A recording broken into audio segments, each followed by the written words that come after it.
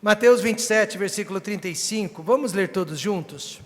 A igreja toda, e havendo-o crucificado, repartiram as suas vestes, lançando sortes, para que se cumprisse o que foi dito pelo profeta: repartiram entre si as minhas vestes, e sobre a minha túnica lançaram sortes. Nesta noite eu quero falar sobre este tema, brincando com as roupas de Jesus. Você e eu temos brincado com as coisas de Deus? Ou nós levamos a sério as coisas de Deus? Como que você e eu nos comportamos dentro da igreja, por exemplo? Nós nos distraímos com muita facilidade, ou nós conseguimos manter aquele espírito de reverência que a casa de Deus exige de nós? Nós conseguimos manter os pensamentos em Deus, ou nós somos facilmente distraídos com tantos problemas e tantos assuntos alheios ao que está acontecendo aqui? Nós vamos falar sobre isso, brincando com as roupas de Jesus. Podem se assentar. Isso tudo aconteceu durante a crucificação de Jesus Cristo, no Monte Calvário. A crucificação dele mostrou os dois extremos do universo, mostrou os dois lados do universo. De um lado, a cruz mostrou o melhor de Deus, o que havia de melhor na eternidade, o que havia de melhor no céu. Deus nos enviou e Ele nos mostrou o que havia de melhor na cruz do Calvário. Mas também, por outro lado, a cruz do Calvário, ela mostrou o que havia de pior na humanidade, o que havia de pior em mim e o que havia de pior em você. De um lado, nós podemos ver a compaixão do Filho de Deus, Jesus Cristo, que amor. Mas por outro lado, nós vimos também a crueldade dos filhos dos homens, que terror. De um lado nós vimos a retidão de Deus, a sua justiça, mas do outro lado, a rebelião dos homens. E finalmente, a crucificação mostrou o amor eterno de Deus e a ingratidão eterna dos homens. Veja então que a cruz, ela conseguiu ao mesmo tempo mostrar dois extremos que nunca se encontram. O condenado, ele era obrigado a carregar aquela cruz pesada debaixo de chicotadas, risadas e insultos por parte dos soldados e de uma multidão enfurecida. O chicote que foi usado para cortar as costas de Jesus, tanto na noite anterior, como também durante a crucificação, possuía 5 pontas cortantes. Dentre essas pontas havia osso, vidro, havia ferro ou pregos, havia espinhos, havia ossos, e aquelas 5 pontas cortantes dilaceravam a carne de Jesus e também conseguia deslocar os ossos de suas costelas. Um buraco era cavado no chão, onde a base daquela cruz era enterrada. O condenado, assim que chegava no local da crucificação, ele era despido de suas vestes, e ele era então colocado sobre a cruz. Os soldados usavam pregos enormes de ferro para cravar as mãos e os pés do condenado. Depois, aquela cruz enorme era levantada e violentamente ela era enterrada ao chão.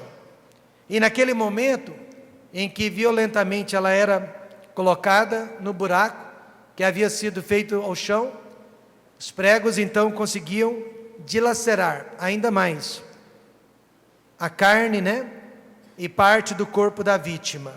Naquele momento, irmãos, a vítima gritava de dores, uma dor indescritível. Cerca de 3 dias, então, a pessoa passava pendurada naquela cruz, sentindo dores, exaustão, fome e sede, finalmente ela morria. Aí o corpo era deixado ali mesmo, para ser devorado pelos animais que conseguiam alcançá-lo, ou as aves do céu, que também desciam para consumi-lo. Jesus foi uma exceção, ele morreu no mesmo dia, e naquele mesmo dia, ele foi tirado da cruz e foi sepultado. Do lado de cima da cruz, Jesus estava sofrendo, e ele estava literalmente morrendo por todos os nossos pecados. Não é saudável, não é salutar ficar pensando em nossos pecados. Ainda que perdoados, nós nunca nos esquecemos deles, não é verdade? Mas pense nesse momento em um de seus pecados, que pela graça de Deus já foi enterrado e lavado no sangue de Jesus Cristo. Mas pense em alguma coisa que você fez recentemente, ou mesmo há muitos anos atrás. Por pior que tenha sido, eu quero que você saiba, Jesus Cristo morreu por esse pecado. E Jesus Cristo, ele morreu por todos os nossos pecados. Os de ontem, os de hoje, e até pelos de amanhã também. Lá do lado de cima daquela cruz, ele estava sofrendo e pagando literalmente por todos os nossos pecados. Mas do lado de baixo, havia um grupo de soldados acostumado ao sofrimento alheio, acostumado à carnificina, lançando sorte e brincando com as roupas que eles tiraram do Senhor Jesus Cristo. E nesta noite eu quero discorrer sobre esta pergunta: por que os soldados brincaram com as roupas de Jesus Cristo? E essa pergunta ela pode ser parafraseada, e podemos através dela fazer muitas outras perguntas. Por que as pessoas não estão levando a vida cristã a sério? Por que as pessoas não estão mais amando pessoas e não estão mais evangelizando, falando de Cristo? Por que pessoas estão abandonando facilmente a casa de Deus, e casa de Deus significa família de Deus? Por que não estamos lendo a Bíblia, orando, intercedendo? E por que não estamos praticando mais santidade e pureza? E assim poderíamos fazer 1001 perguntas, mas as respostas seriam as mesmas para todas essas perguntas. Por que os soldados brincaram com as roupas de Jesus? E a primeira resposta: eles foram indiferentes para com a salvação da alma deles. Eles não entenderam a importância da salvação, a importância do perdão, a importância da justificação. Eles nem sequer pararam para pensar sobre este assunto. A Bíblia diz que depois de crucificarem Jesus, eles naturalmente repartiram as vestes de Jesus. Jesus havia sido despido por eles, e ali, enfrentando toda a vergonha por mim e por você, os soldados estavam lá embaixo, brincando com as roupas de Jesus. Veja que eles estavam tão perto de Jesus, mas ao mesmo tempo eles estavam tão longe. Podiam tocá-lo, podiam amá-lo, podiam recebê-lo, mas eles preferiram ignorá-lo e humilhá-lo durante todo aquele tempo. Judas Iscariotes, que foi um dos 12 discípulos, foi alguém assim também. Por 3 anos e meio, ele andou ao lado de Jesus Cristo. Ele ouviu todas as instruções de Jesus e até chegou a beijá-lo no rosto. Mas no final da vida, Judas conseguiu entrar para a história como traidor do Filho de Deus. Quanto mais tempo eu vivo, quanto mais tempo eu estou envolvido com Deus, mais eu compreendo as últimas palavras do apóstolo Paulo. Ele disse: combati um bom combate, acabei a carreira e guardei a fé. E eu fico me perguntando, quantos de nós realmente vamos conseguir? No início é tão mais fácil, quando você e eu estamos experimentando aquele primeiro amor, que é produzido através da salvação, e nós nos alegramos de estarmos na igreja, nós nos alegramos de fazermos parte do coral, nós nos alegramos de fazermos parte de uma equipe de evangelismo, nos alegramos de estarmos presentes na igreja a cada culto. nos alegramos com a visita do pastor em nossa casa, e nos alegramos em visitar outras pessoas também, em nome de Jesus. Mas com o passar dos anos, outras coisas vão se tornando mais importantes e vão substituindo aquilo que uma vez nos trouxe tanta alegria.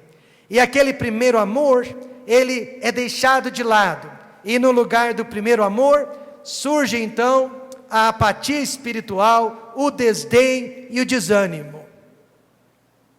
Será que, como o apóstolo Paulo, alguns de nós iremos conseguir chegar no final desta vida, podendo dizer: eu guardei a fé, eu acabei a carreira, desde agora me está reservada a coroa da justiça, que Jesus Cristo prometeu, não somente a mim, mas a todos que amarem a sua vinda. Eles foram tão indiferentes para com a salvação, ali tão presente. Todos esses soldados puderam ouvi-lo, puderam vê-lo, e principalmente contemplar que Jesus Cristo era o verdadeiro Filho de Deus, haja vista que o centurião, o chefe deles, disse mais tarde, verdadeiramente este era o Filho de Deus. Mas eles preferiram fazer pouco caso da salvação. Primeiramente, eles rejeitaram o amor de Deus. Eles ouviram dos lábios de Jesus, durante a sua grande agonia: Pai, perdoa-lhes, porque não sabem o que fazem. E repartindo as suas vestes, lançaram sortes. Eu nunca havia parado para pensar no contexto dessas palavras. Sempre imaginei que Jesus estava se referindo, digamos assim, a toda aquela multidão enfurecida e desejando a morte dele. Mas também podemos acreditar que Jesus estava se referindo àqueles soldados que estavam zombando dele, depois de fazê-lo sofrer fisicamente, queriam fazê-lo sofrer emocionalmente, e Jesus, se referindo a eles também, orou a Deus dizendo: Pai, perdoa-lhes, porque eles não sabem o que estão fazendo. E eles estavam lançando sorte a respeito das vestes do Senhor Jesus Cristo, para saber quem ficaria com essa peça de roupa, quem ficaria com aquela peça de roupa, e assim por diante. Até então, aqueles soldados, eles eram profissionais na área de crucificação. Eles estavam acostumados com aquelas vítimas que durante o sofrimento, durante a execução, aquelas vítimas xingavam, blasfemavam, diziam palavrões. Era, digamos assim, o último momento da vida, e aquelas pessoas estavam extravasando toda a ira, toda a amargura que havia dentro de seus corações, e estavam xingando e blasfemando aqueles soldados. E quanto mais eles eram blasfemados e xingados, mais eles puniam a vítima, mais eles castigavam a vítima. Mas pela primeira vez aparece um homem manso e humilde, aparece um homem que ele não resiste àquele tipo de sofrimento. E apesar de todo o sofrimento que estava sendo executado pelos soldados, aquele homem não abriu a sua boca, mas como ovelha muda, foi levada diante deles para o matadouro. Você sabe que, literalmente, já com a corda ao redor do pescoço, o presidente do Iraque, Saddam Hussein, começou a blasfemar, a dizer palavrões, a desejar o pior, a amaldiçoar os seus inimigos, que somos todos nós, ou éramos todos nós, do Ocidente, e principalmente cristãos.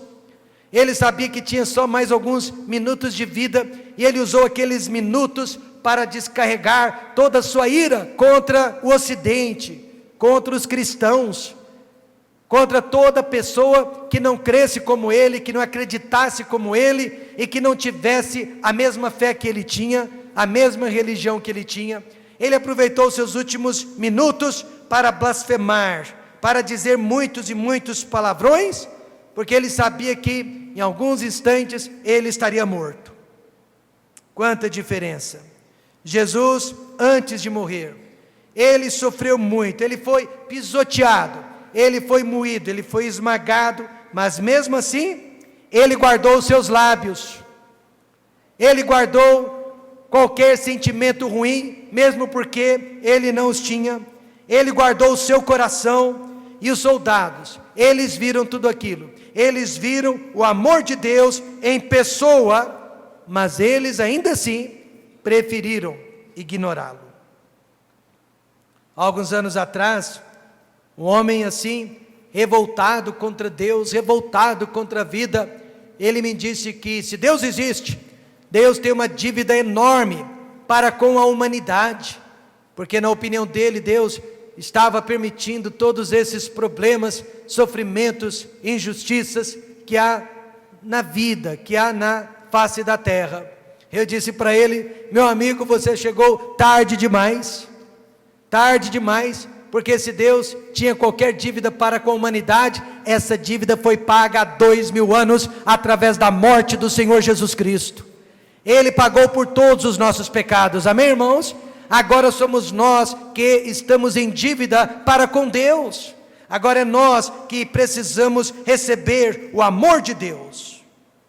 A cruz do Calvário, ela fecha a boca, ela cala a boca, ela tampa a boca do diabo e de todos os homens que duvidam do amor de Deus. Você pode citar comigo nesta noite João 3,16, porque Deus amou o mundo de tal maneira que deu o seu Filho unigênito, para que todo aquele que nele crê não pereça, mas tenha a vida eterna. Eles simplesmente rejeitaram o amor de Deus, mas eles rejeitaram também o sacrifício de Jesus Cristo. De cima da cruz, Jesus mencionou o pecado deles, quando orou: Pai, perdoa-lhes, porque não sabem o que fazem, e repartindo as suas vestes, lançaram sortes. O pecado deles, eles haviam humilhado Jesus Cristo, despido a Jesus Cristo, tirado as roupas de Jesus Cristo, e eles estavam brincando com aquelas roupas. Todos eles sabiam que Jesus Cristo era inocente, desde Herodes, que o condenou, lavou as mãos, até o soldado mais raso, sabiam que Jesus Cristo era inocente. Todos eles sabiam que Jesus já havia sofrido bastante na noite anterior pelas mãos dos judeus, mas mesmo assim, todos eles continuaram em pecado. O pior tipo de julgamento naqueles dias era também o pior tipo de sofrimento que o Império Romano podia impor sobre os seus condenados.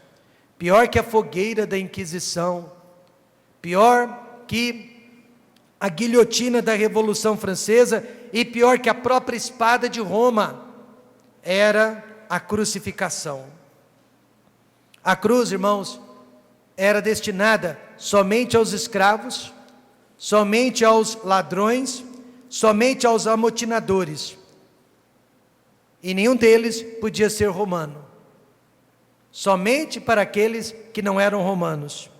Por isso, quando Paulo disse, porque a pregação da cruz é loucura para os que perecem, ele estava se referindo aos gregos, ele estava se referindo aos romanos. Os gregos e romanos jamais acreditariam num Salvador que havia morrido na cruz, porque a cruz era o pior tipo de humilhação que um ser humano podia passar. Eles teriam acreditado num Salvador que havia morrido no campo de batalha, através de uma espada, pelas mãos de um inimigo, durante uma batalha, mas não num homem que havia sido condenado à crucificação. Por isso o apóstolo Paulo disse, mas nós pregamos a Cristo crucificado, que é escândalo para os judeus e loucura para os gregos.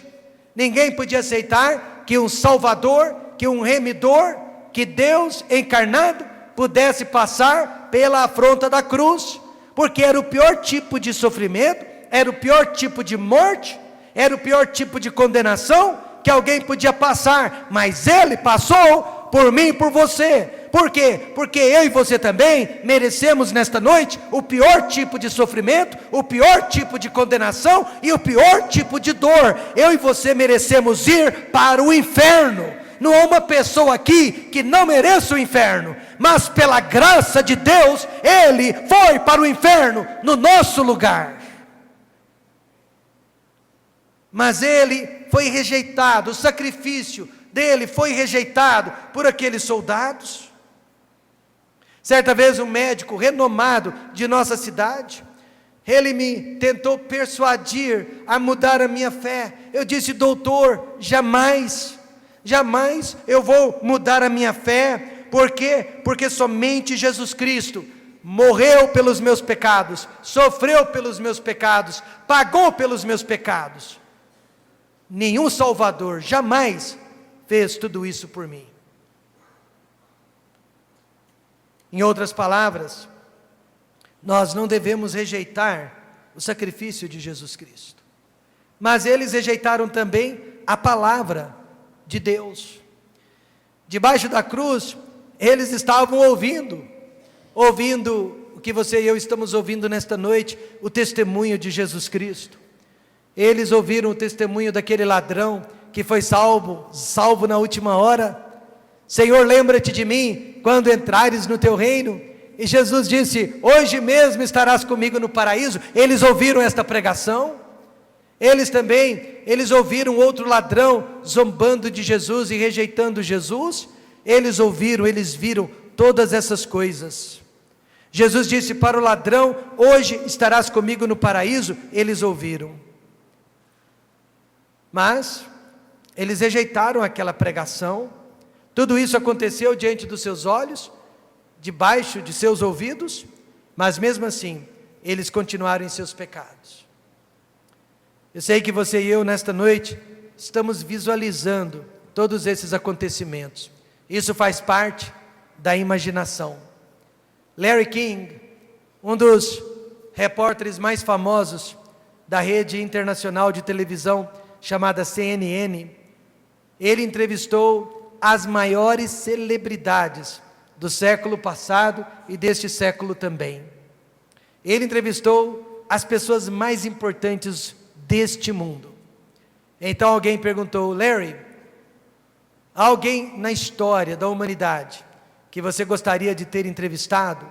E ele imediatamente disse: sim, eu gostaria de ter entrevistado Jesus Cristo. Mas irmãos, do que adianta entrevistar Jesus Cristo? Do que adianta ouvi-lo? Do que adianta falar com Ele, se não obedecermos à voz dEle? Eu e você, nós estamos falando com Jesus há alguns meses, há alguns anos. Nós estamos ouvindo a palavra dEle há alguns meses, há alguns anos. Mas do que adianta?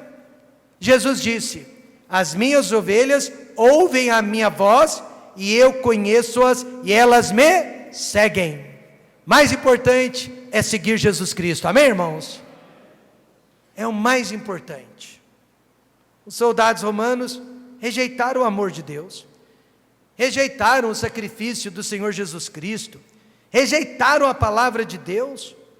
Eles preferiram ficar brincando com as roupas de Jesus.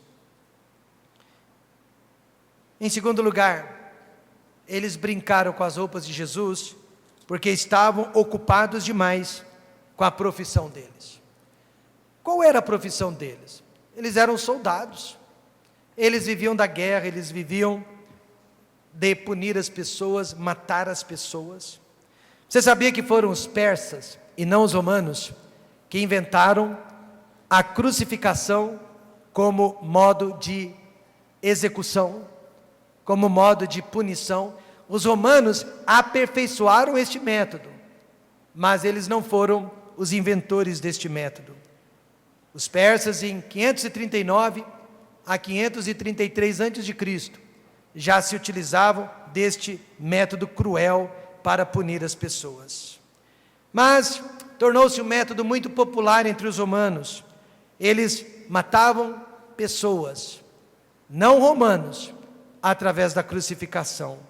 Então os soldados romanos, eles eram peritos na crucificação, sabiam como chicotear, sabiam como cravar os pregos, para que a vítima ainda sobrevivesse pelo menos por 3 dias. Eles não queriam matá-la de imediato, no mesmo dia, nem mesmo na mesma hora, porque o prazer da crucificação era o de ver a vítima agonizando-se no seu próprio sangue, durante aqueles 3 dias de Calvário. Às vezes, a crucificação ocorria em massa. Nós temos registros históricos de que no único dia eles crucificaram 3.600 pessoas que haviam sido acusadas de rebelião, de amotinadoras.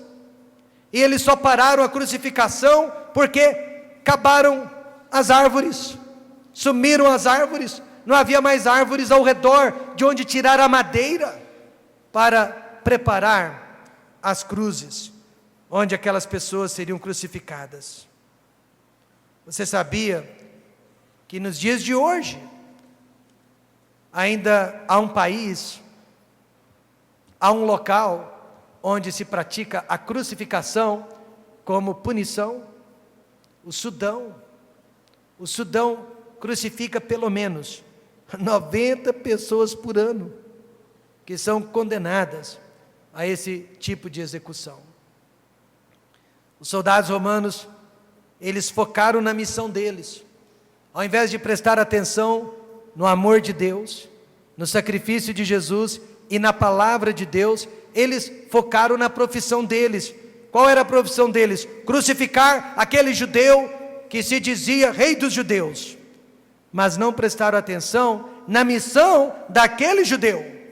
Se a missão dos soldados era crucificar, a missão do judeu era tirar o pecado do mundo. Amém, irmãos? A missão do judeu era tirar o nosso pecado. Primeiro, eles queriam a roupa, mas eles não queriam a pessoa que vestia aquela roupa.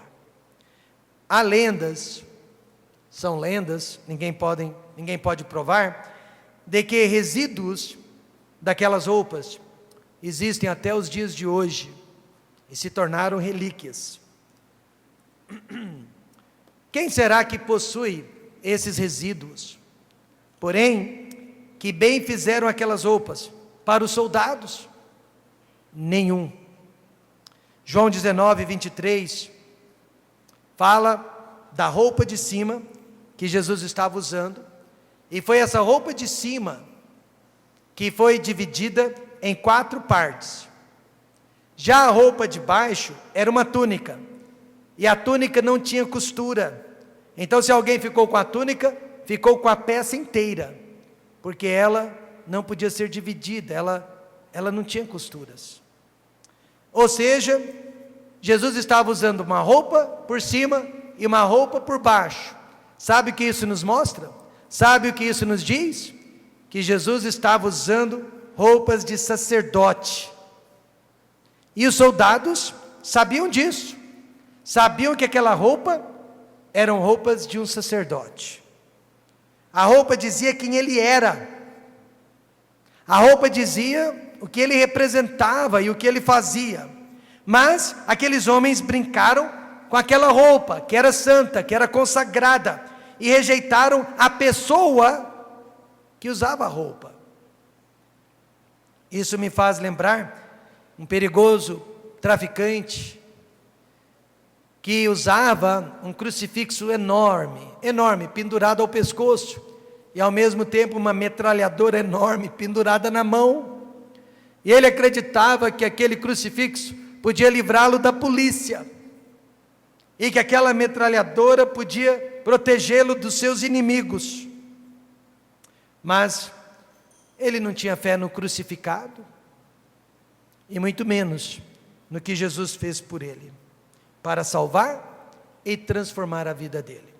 E assim também muitas pessoas em nossas igrejas, talvez nesta, com certeza em tantas outras, querem o batismo.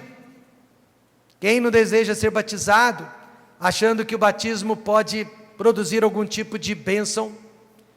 Muitos querem a membresia da igreja, muitos querem as bênçãos do cristianismo, mas não querem compromisso com Cristo. Jesus fala dessas pessoas em Mateus 7:22.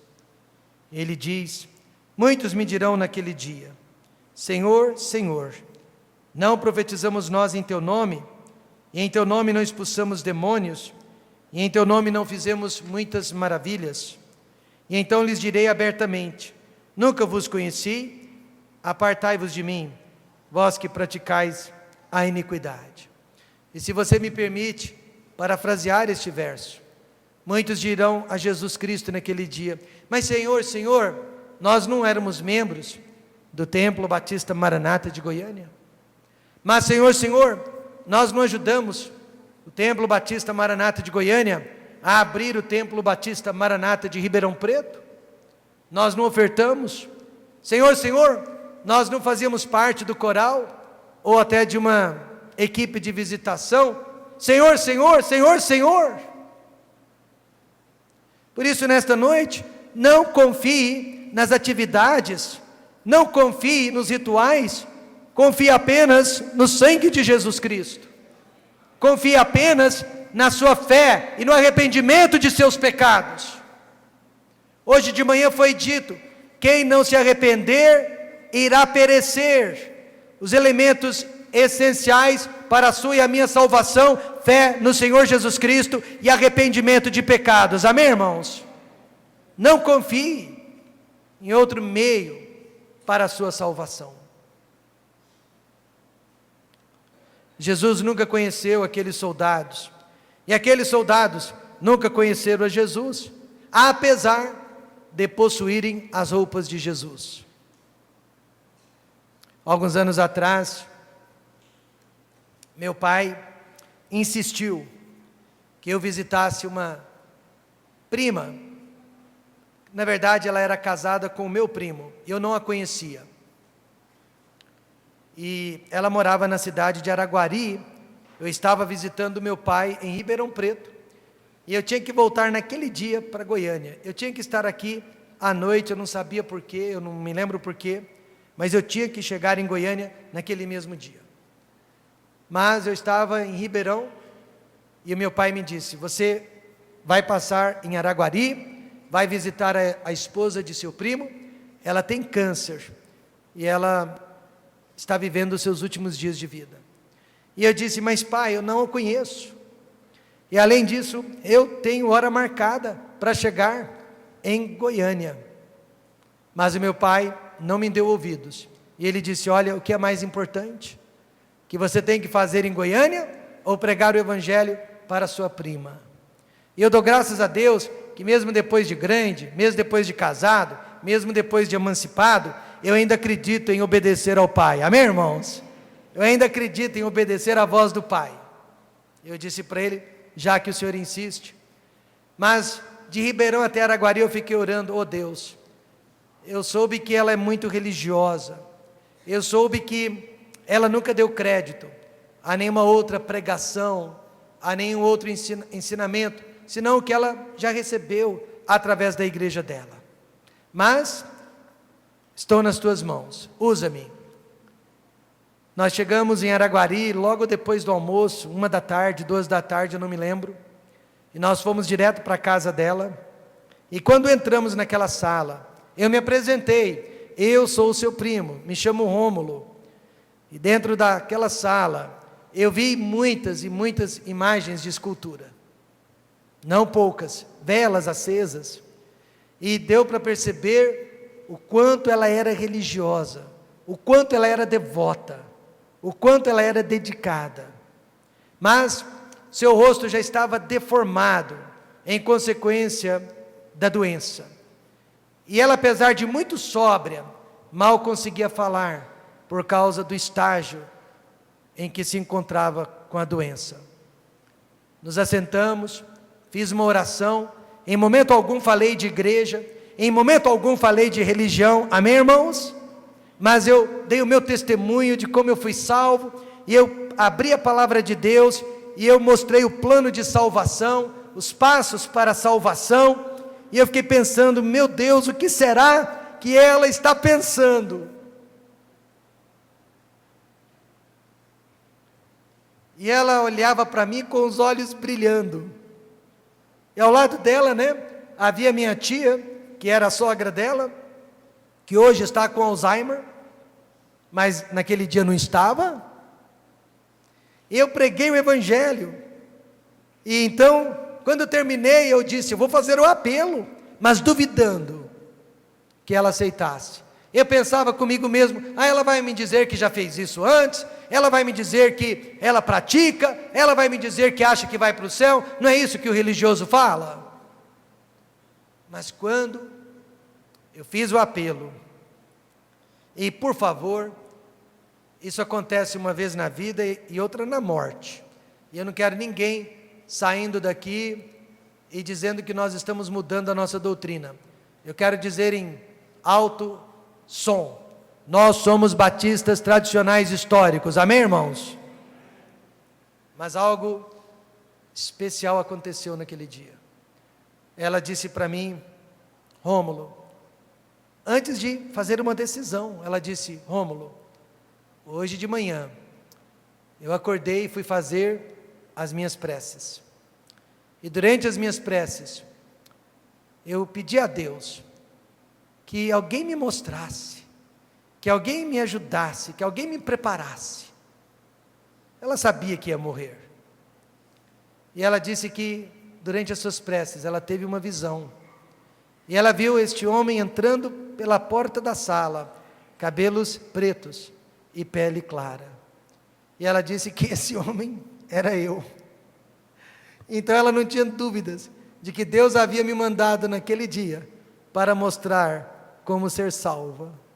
Ela se ajoelhou, aceitou a Jesus Cristo como Salvador, e eu sei que enquanto ela orava, aceitando a Cristo, eu ouvi a minha tia, que hoje está com Alzheimer, orando, aceitando Jesus também. Naquele dia eu saí de lá pensando, oh Deus, eu não queria ter vindo, meu único mérito, não foi tê-la amado, porque eu não a amei, meu único mérito, foi ter obedecido ao meu pai, eu diria que o galardão é do meu pai, amém, irmãos? Mas graças a Deus que eu fui, graças a Deus que ela aceitou a Jesus Cristo. Meus irmãos, ela era tão devota, mas o que isso nos ensina? Não adianta ser devoto, não adianta possuir todas as roupas, sem possuir o dono das roupas, amém, irmãos? É Ele quem faz toda a diferença em nossas vidas. Eles, os soldados, em segundo lugar, queriam a roupa, mas não queriam a rejeição do crucificado. Toda e qualquer pessoa que se aliasse a Jesus Cristo, seria rejeitada pela sociedade, e até crucificada. Veja que os próprios discípulos fugiram de medo, porque eles tinham medo que seriam os próximos a serem crucificados. Havia um preço para quem se aliasse a Jesus, e o preço existe até os dias de hoje. Maria, a mãe de Jesus, ela pagou o preço da reputação.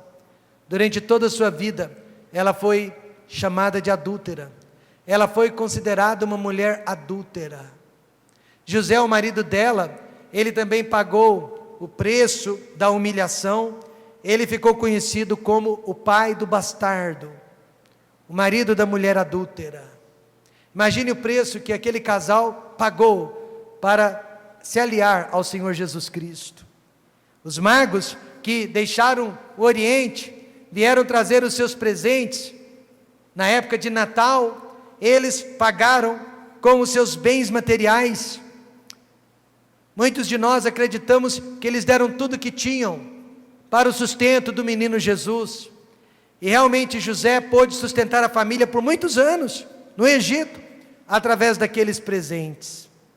João Batista, ele pagou com a própria liberdade, foi encarcerado e depois com a vida, morreu muito jovem. Estevão e Tiago foram os primeiros mártires da igreja, morreram cedo demais. Todos esses pagaram porque se aliaram ao Senhor Jesus Cristo. E nesta noite, o que eu e você estamos pagando por causa de nossa associação a Jesus Cristo? Nós estamos dispostos a pagar alguma coisa para que o mundo nos conheça como cristãos? seguidores de Cristo, miniaturas de Cristo. Conheci um pastor que chegou a ser deserdado quando jovem, porque ele decidiu ser pastor. O pai queria que ele fosse um profissional bem-sucedido, fosse para uma faculdade, se formasse, tornasse um homem de negócios, até para manter os negócios da família. Mas o jovem disse: não, pai, Deus me chamou para ser um pastor, eu quero trabalhar de tempo integral na obra de Deus. O pai disse: então, você não vai receber a minha herança. E o filho disse: tudo bem, não tem problema. E colocou Deus em primeiro lugar. Jesus mesmo disse: se o mundo vos odeia, sabei que primeiro do que a vós, me odiou a mim. Hoje em dia eu acho que nós não estamos dispostos a pagar o preço. Não me leve a mal, mas muitas pessoas já deixaram esta igreja, porque nós acreditamos que as roupas precisam ser modestas, com pudor e honestidade. Amém, irmãos? Mas pessoas não aceitam, não estão dispostas a pagar por este preço. Muitas pessoas já deixaram a nossa igreja, porque nós acreditamos numa música sacra, e não numa música secular. Nós acreditamos numa música espiritual, e não em uma música carnal. Amém, irmãos? Muitas pessoas já deixaram esta igreja, porque nós acreditamos em missões. Nós acreditamos que missões é a missão da igreja. E nós devemos fazer por outros o que outros já fizeram e ainda estão fazendo por nós. Muitas pessoas já deixaram esta igreja, porque os pastores ficam apenas dentro da palavra de Deus, e não ficam alimentando a imaginação e o ego das pessoas, manipulando emoções e vendendo milagres. Amém, irmãos? Pessoas não querem pagar o preço, por estarem associadas ao Senhor Jesus Cristo. Os soldados romanos brincaram com as roupas de Jesus, porque eles foram indiferentes para com a salvação, ali tão presente ao lado deles, e muito ocupados com a profissão deles. Estamos aqui para crucificar. Nada conseguiu distraí-los. Cumpriram a missão. E agora, em último lugar, eles brincaram com as roupas de Jesus, porque ignoraram a importância daquelas roupas. Repartiram entre si as minhas vestes, e sobre a minha túnica lançaram sortes. Por que será, na ocasião da crucificação, Jesus estava vestido como sacerdote? Será que ele se vestia assim constantemente? Ou será que foi somente naquela ocasião? Quando ele foi para o jardim do Getsemane, na noite anterior, já sabendo que seria crucificado no dia seguinte, será que ele se vestiu apropriadamente para aquela ocasião? Ele se vestiu como sacerdote, porque é exatamente o que ele é. A Bíblia diz que ele é o nosso sumo sacerdote, e ele vive para interceder por nós diante de Deus. Nesta mesma noite, Jesus está diante de Deus, intercedendo por nós, orando por nós, torcendo por nós e nos abençoando. 1 Timóteo 2,5, vamos todos ler juntos? 1 Timóteo 2,5 diz: porque há um só Deus e um só mediador entre Deus e os homens, Jesus Cristo homem. E a palavra mediador, literalmente, significa ponte. É através dele que nós nos aproximamos de Deus. Significa conexão, significa elo. O que nos conecta a Deus não é a igreja, não é o batismo, não é a membresia. O que nos conecta a Deus é Jesus Cristo. Ele nos leva a Deus. Então, o que essas roupas nos ensinam nesta noite? Primeiro, Deus vestiu o primeiro homem. Deus vestiu o primeiro Adão. Assim que caíram em pecado, Adão e Eva descobriram que estavam nus. Eles sentiram muita vergonha, porque o pecado causa vergonha mesmo. Esconderam-se de Deus, esconderam-se de vergonha, esconderam-se de medo. E aí eles fizeram aventais de folhas e tentaram resolver o problema deles sozinhos. Mas aventais de folhas não cobriam devidamente a nudez do casal. Então Deus veio e ele derramou o sangue de um ou de dois animais, nós não sabemos, mas ele derramou o sangue de animais inocentes, que não tinham nada a ver com o pecado do homem, nada a ver com o pecado de Eva, mas morreram. Talvez pela primeira vez, um ou dois animais morreram por causa do pecado dos homens. E através daqueles animais, Deus então fez túnicas de peles, para cobrir a nudez daquele casal. A Bíblia ensina que sem derramamento de sangue, não há remissão de pecados. Mas Adão estava tentando ser redimido sem o derramamento de sangue, sem que um inocente pagasse pelo culpado. Isso não era possível. Hoje à noite, eu quero ler uma passagem que resume tudo que nós falamos até agora. Isaías 64, versículo 6. Mas todos nós somos como o imundo, e todas as nossas justiças como o trapo da imundícia, e todos nós murchamos como a folha, e as nossas iniquidades como um vento nos arrebatam. Preste atenção, primeiramente nesta expressão, mas todos nós somos como o imundo. O imundo aqui se refere ao leproso. Naquela época, uma doença altamente contagiosa, incurável e que facilmente se passava de uma pessoa para outra. Pior ainda, se alastrava por todo o corpo. E agora, de uma forma espiritual, Isaías diz que todos nós, eu e você, nós somos como um leproso. E para enfatizar como nós somos, ele ainda disse, e todas as nossas justiças, nossos dízimos, nosso batismo, nossa frequência aos cultos, ou até as visitas que fazemos, todas as obras que fazemos juntas, pensando em estar agradando a Deus, todas essas obras são como o trapo da imundícia. Era o pano que os leprosos usavam para secar as suas feridas, para tirar as suas secreções. Imagine então que eu e você somos comparados ao imundo e nossas obras aos trapos do imundo. Sabe quando eu e você vamos conseguir ser salvos por conta própria? Nunca, jamais. E é por esta razão que Jesus Cristo veio sofrer por nós, veio nos salvar, veio pagar pelos nossos pecados e veio nos curar da imundícia. Amém, irmãos? O trapo de imundícia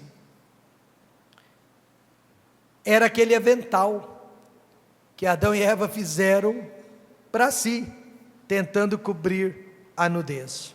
Mas as túnicas de Deus eram vestidos de justiça. E o segundo Adão, que é Jesus Cristo, pode vestir toda a humanidade.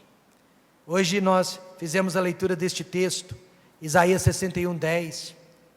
Olha o que diz: regozijar-me-ei muito no Senhor, a minha alma se alegrará no meu Deus, porque me vestiu de roupas de salvação, cobriu-me com o manto de justiça, como o noivo se adorna com turbante sacerdotal, e como a noiva que se enfeita com as suas joias. Você se lembra da roupa de Jesus? As vestes de cima, que os soldados repartiram, representava a salvação das nossas almas. E a túnica, que ficava por baixo, representava a nossa justiça. Ou seja, na cruz do Calvário, Jesus Cristo, Filho de Deus, foi despido, desnudado, para que hoje você e eu pudéssemos ser vestidos de salvação e de glória.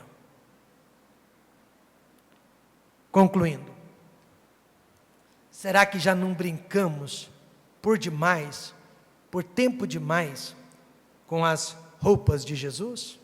Será que nesses últimos tempos estamos vivendo da sorte?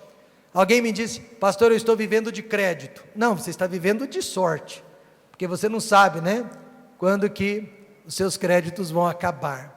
Parece aquela brincadeira de roleta russa. Você não sabe quando a sua sorte vai acabar. Será que não estamos lançando sorte sobre a nossa eternidade? Sem Jesus, você e eu não podemos vencer. Com Jesus, você e eu nunca podemos perder. A minha esperança é que alguns daqueles soldados tenham sido salvos depois da oração de Jesus. Pai, perdoa-lhes, porque eles não sabem o que estão fazendo com as minhas roupas. E aí o centurião, na hora que ele viu o terremoto, na hora que ele viu Jesus Cristo dando o seu último suspiro, ele disse: verdadeiramente este era o Filho de Deus, que através daquele centurião, os seus subordinados também o tenham reconhecido, que eles estavam brincando com coisa séria, brincando com a pessoa errada, e decidiram aceitar Jesus Cristo também. Nesta noite, o que eu e você estamos fazendo com Jesus? Pense nisso. Feche os seus olhos. Pense.